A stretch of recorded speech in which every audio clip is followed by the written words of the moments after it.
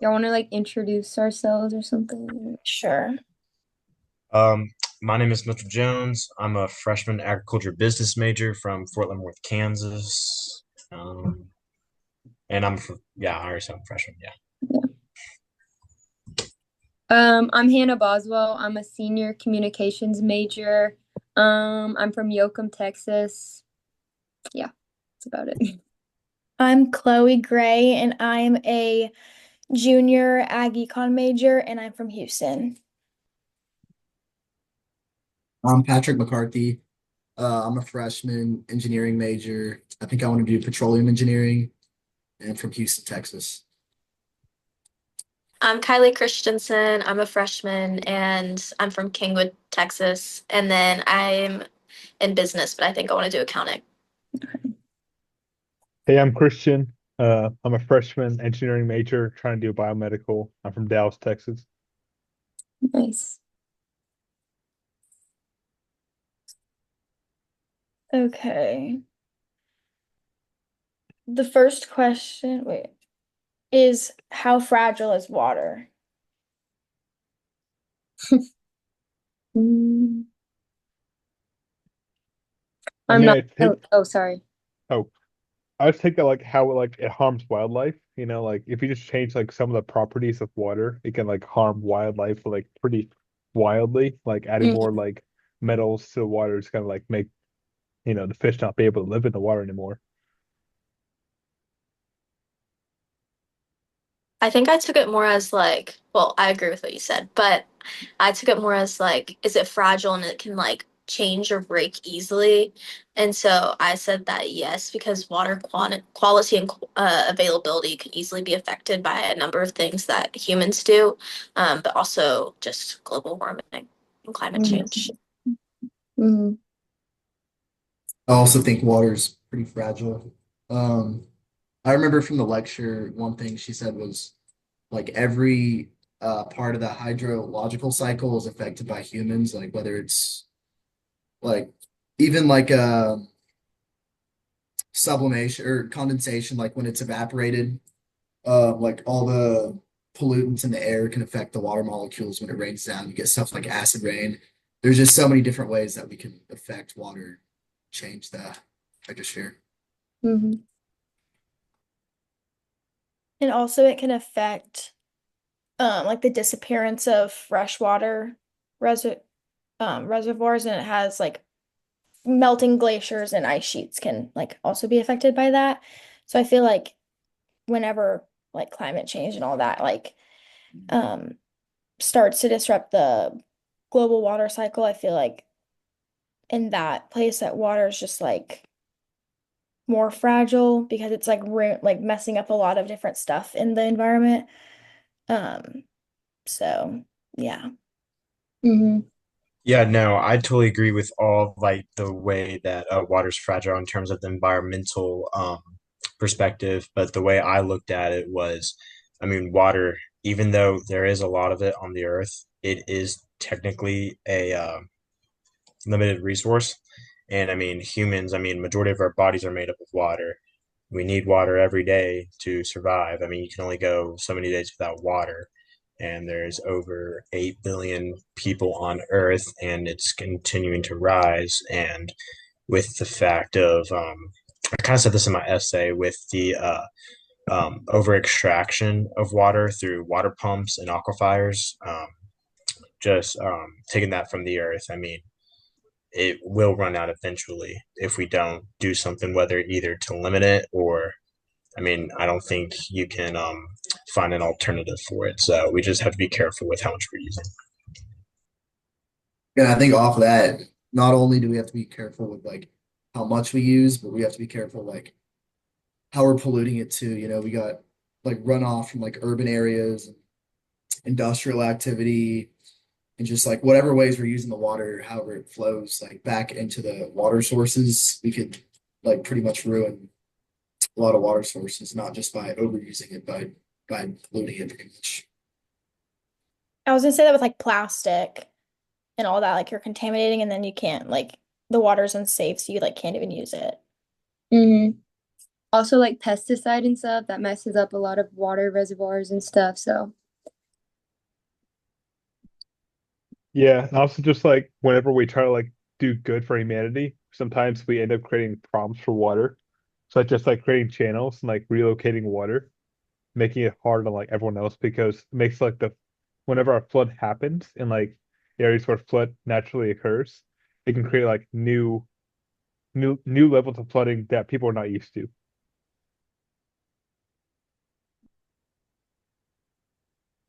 To read the second question. Um, how are or what are the more worrisome changes to the hydrosphere?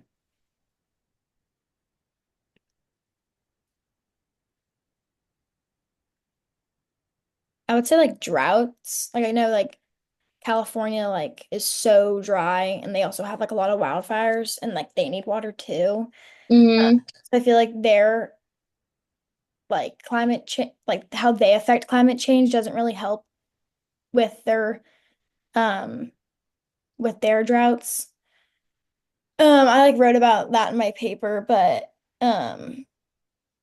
they like have so like many problems like actually. But I feel like droughts is like a really big thing that um is like going on in the hydrosphere. Like you can't, it's just like getting worse over there.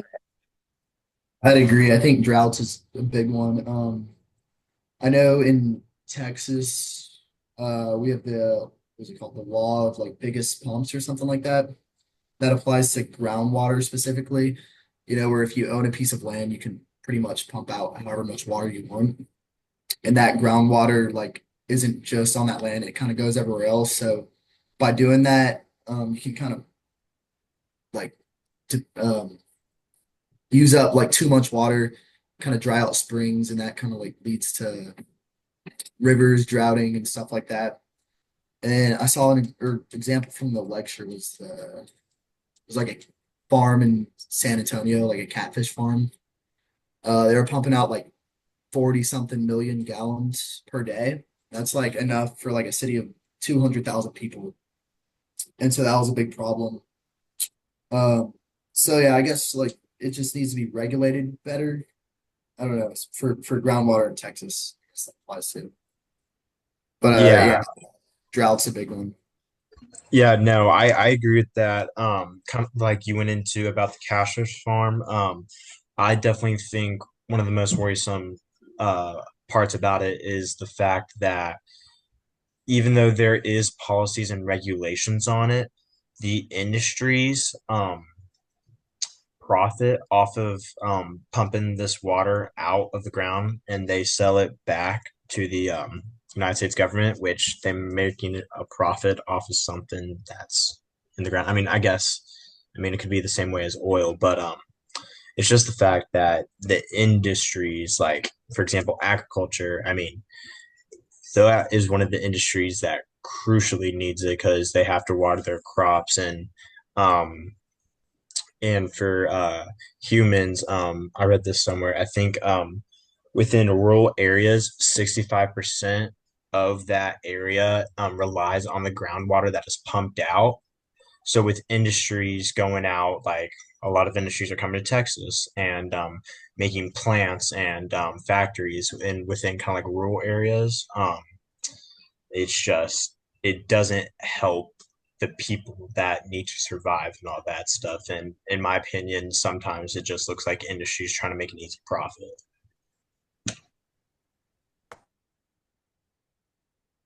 Something else, I know we were talking about like pumping wetlands, but when like wetlands are a natural flood protector, like protecting the environment against flooding.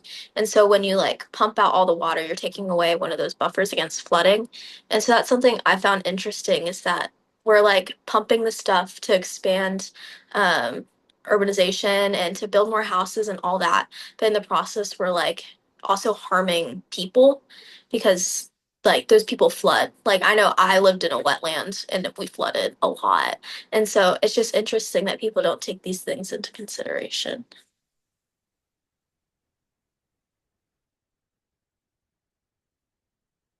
Yeah, it's not even just like in small areas too, but it's also like the Jordan River, for example, uh, the abstraction from the Jordan River has caused a decline in the level of the Dead Sea. Like the Dead Sea is kind of known as being this like massive sea. Everyone can see it goes on for miles. But due to our just like using water so much, for like draining what we have so quickly.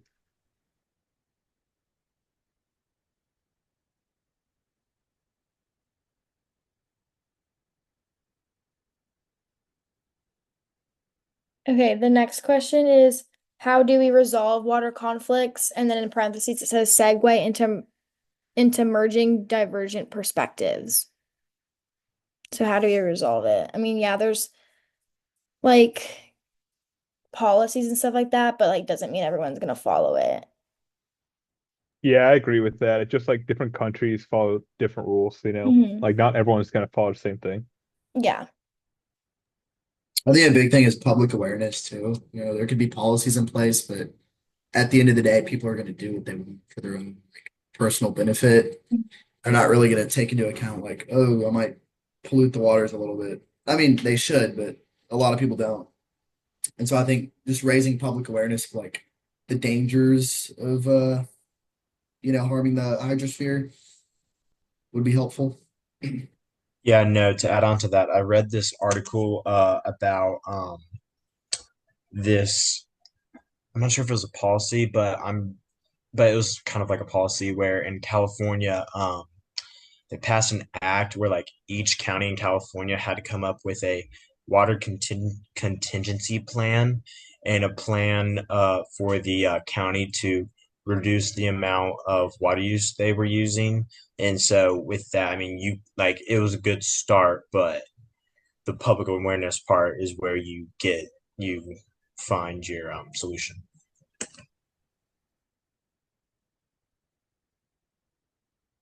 I read an article, kind of same thing with California, um that different like a petroleum company and then other oil firms were like knew that they got sued by California because they knew that they were like polluting and damaging the environment and like contributing to climate change, but they like denied the claims or whatever, and then they found out that it was like actually true. So I feel like some companies like know that they're doing it, but like they're such a good company or whatever, so everyone's like, oh, like it's okay. And then the state is trying to like clean up what they've already damaged, which I feel like after a while, like ever like, oh, like he does it, like, oh, like it's fine. But then they're gonna get like so deep into it and they're gonna be like, oh my gosh, like there's no way to like to fix it. So I feel like that's gonna be a big problem of like they're doing it and like it's just gonna be too far deep into it and they're just not gonna there's gonna be no way to fix it. So I feel like laws and stuff like that are like good to say that they tried, but like it's just kind of hard to like make sure everyone's doing it.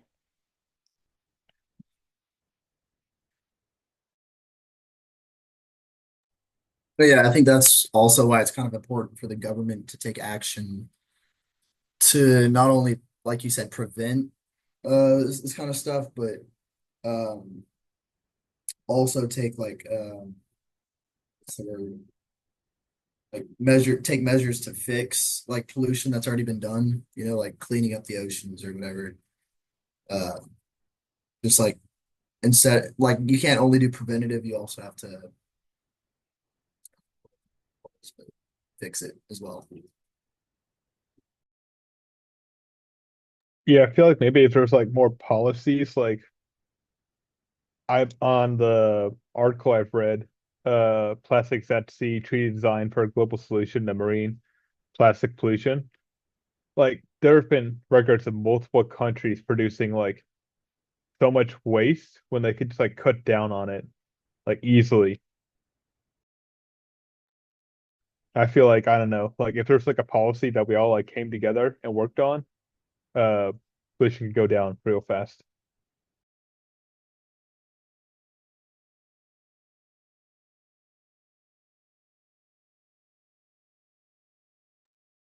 Yeah, I think it kind of differs between country to country. Like, a lot of countries, for whatever reason, whether they just don't care as much or they don't have the resources or money to like take action. But a lot of countries have like really horrible water pollution and they just don't do anything about it, or there's nothing they can do about it.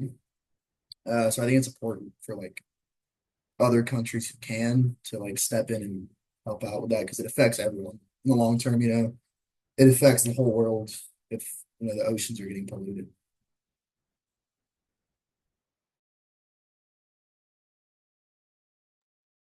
Okay, the last question is what is the cryosphere? Cryosphere? This question is so weird. I know if it It's okay. like you just want a definition. It's I like got it pulled up. Wait, oh, I got like the book pulled up right now, and it says like the cryosphere is part of the Earth's surface or subsurface environment that is composed of water in the solid state. So like Antarctica or like stuff Yeah, like that. Yeah. yeah. All right. Well, I guess we could talk about the global warming aspect of it, how the ice glaciers and all that is melting and decreasing the pH levels in the ocean, which affects different ecosystems and different reefs throughout the ocean. And it's harmful to the different species in the biospheres in those ecosystems, which overall affects the way I guess humans could live in terms of salt water, because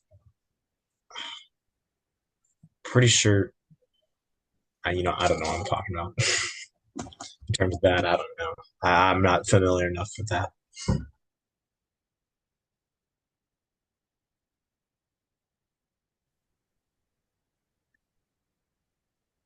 I did my like my last group talked a lot about ocean acidification and how like the Great Barrier Reef was like depleting and we like looked it up and there was like a lot there's like not that much like left. I mean there's like a lot, but like not that much and how there's like different like whales and all that like are being affected, especially we said that like the high acidic water shells like literally dissolve. So I feel like I don't know how like how they can like fix that, but I feel like they need to like find a thing that the ocean doesn't need to absorb the excess carbon dioxide that goes into the thing, but like also just I there's so much like marine life that's like dying because of that. So I feel like that's like a really big issue that um Yeah, based off of that, the first thing I can think of, I mean, it's easier said than done, but yeah. for global warming, reduce carbon emissions. I mean, Yeah. it's been a problem for years, and I talked about that. Like I think with the first group, I think I went heavily on carbon emissions, but yeah, no, because one thing leads to another. It leads to global warming, leads to the ice caps melting, which changes the pH levels. Like it's just like one event can just create a domino effect on the others. I feel like that's the case with the hydrosphere because I mean, uh, it's all in water. I mean, it could be fresh water or salt water, but it's not going to make that much of a difference if we keep on doing what we're doing.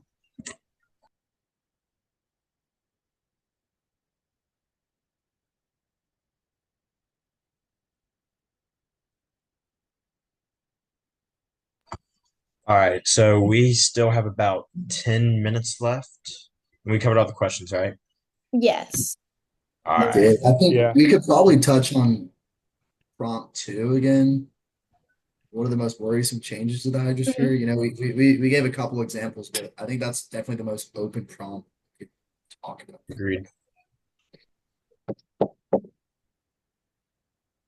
And then we could also, it might help if we break it down by like different types or the different aspects of the hydrosphere, like surface water, groundwater, marine, or we could like look at the hydrological cycle. kind of break it down by that. I don't know. What do y'all think? I mean, I could give like another example of why it's worrisome. So the Ebro Valley in Spain, due to like a reservoir construction and emissions of foreign water from a nuclear plant, it led to a mean annual water temp increase of 2.3 Celsius. And I think that's pretty massive because imagine just like when the water goes up in temperature, less water, like less fish gonna want to stay there. That like decreases like the amount of food you're gonna get, and just like it makes just like life like less livable, especially during summertime.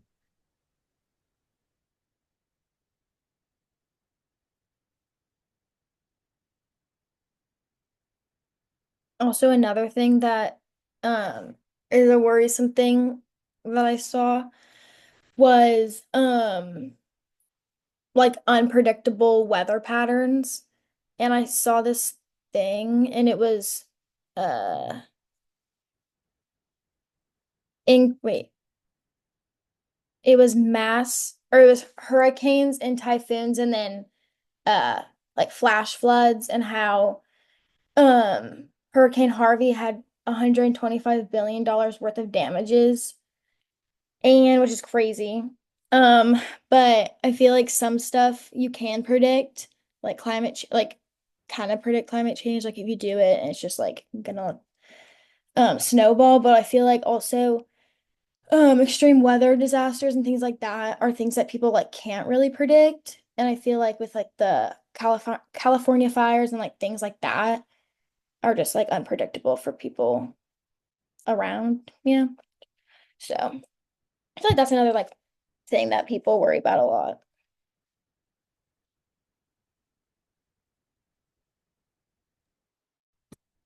Another big one that I wrote down was um, I know we touched on it earlier, is the um, marine life specifically.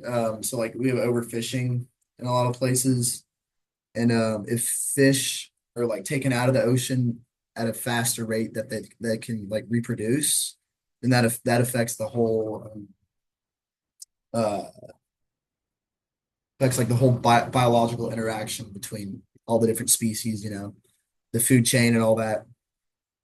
And then also fishing, there's a lot of fishing gear that gets lost in sea, like big nets and stuff. That also messes up like environments, tangling up marine life, all that. And then just in general, a whole lot of plastic in the ocean. And a big one is PCBs, which is a type of plastic that is known to cause like birth defects and like even death, I think. And so that affects not only the marine life, killing fish and also like giving them problems with reproductive rates. But it also, whenever we fish for like food, um, then we're also eating those PCBs in turn. That could have harmful effects on us, specifically in like largely polluted areas. The fish came from there. Yeah, isn't there like a little island like out in the ocean that's specifically just made out of plastic? Yeah, I Yeah, think I've heard of that. Yeah. Yeah, no, I definitely remember hearing something about that. So yeah, just like you said, the overfishing, especially in polluted areas. I mean, problem I feel like is self-explanatory. One is the overfishing with the pollution. It affects the fish, it affects us, it affects the water. It yeah, just the domino effect again. You create one problem and it brings four more with it. I think it's pretty shocking, like just how much plastic is in the ocean. And you Yeah, see it all over like social media. It's like yeah, piles everywhere. I mean, like you said, there's a whole island made out of it. right. I It's mean, crazy to think about. yeah, I think here I'm just gonna look it up I real looked quick. it up. It's in Mexico. It's in Mexico. Okay, like how big is I've it?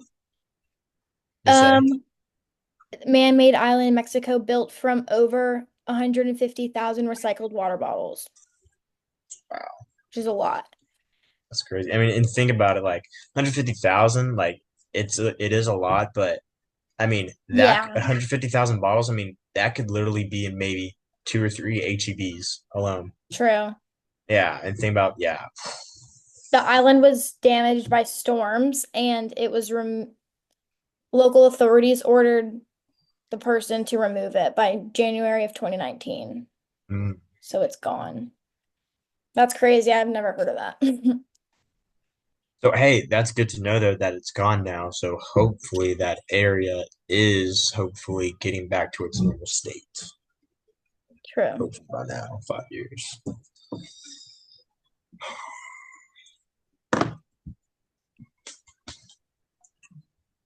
Is there It says anything that else anybody wants to um talk about? I don't think so. But he says that he wanted to show that the plastic water bottles can be used as construction material. So maybe people need to take him up on that. Okay, maybe that's like a little bit of like recycling, another solution to Do better.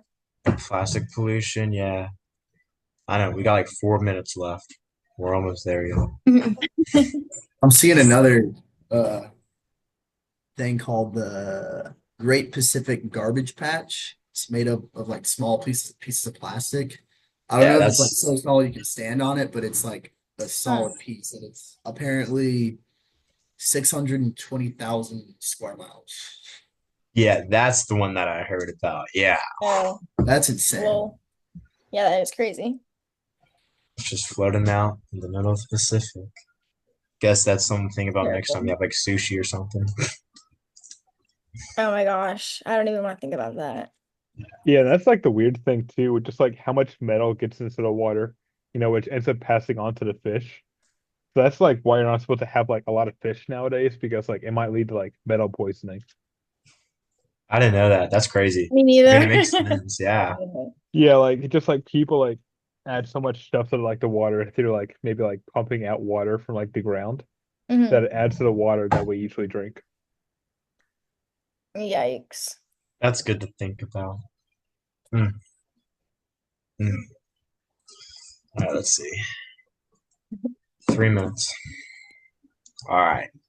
Um, all right. How about each of us, like, what's something that we could do as college students to either create awareness or like help out the hydrosphere in terms of like non-pollution or something like that?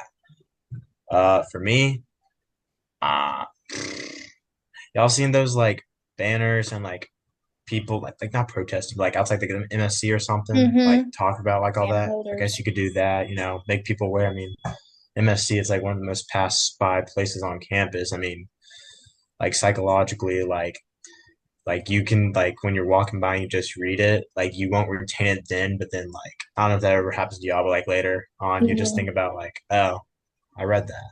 And yeah, Hmm. I don't know, that happens to me. I feel like for me, well, this isn't like raising awareness, but I feel like I could use like not that many straws. I feel like I use like a lot of straws. And like I feel like I could definitely cut back on that, but I don't know. I feel like I've realized that recently. I'm like, damn, I use like a lot of straws. So Hmm. I feel like that's like the number one thing in the ocean, but I don't know. Yeah, I feel like I could recycle more. I don't know about y'all, but I do not recycle, and I need to. It's just I don't really know how to, get into that. Yeah. People like get into like composting. Yeah. I did composting as a kid, but then it just smelled so bad. Yeah, it's horrible. It Yeah, stinks I like don't so do that bad. anymore. Yeah.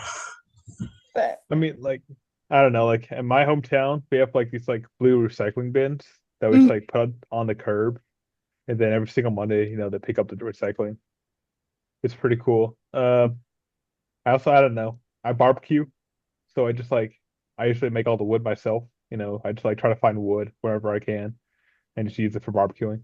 Mhm. So, It's kind of weird to think about that, like low key, because right now my parents live in Houston, and so like whenever I go home and stuff, like there's like recycling bin, and like we usually fill ours up every week. But like I don't know, like here in College Station, I don't know. I don't live in a house though, so I don't know. But I feel like it's kind of strange because you would think that like a smaller city like College Station compared to Houston would like have more of like an effect, but like a city like Houston, how big it is, it actually has a lot of like recycling laws and stuff.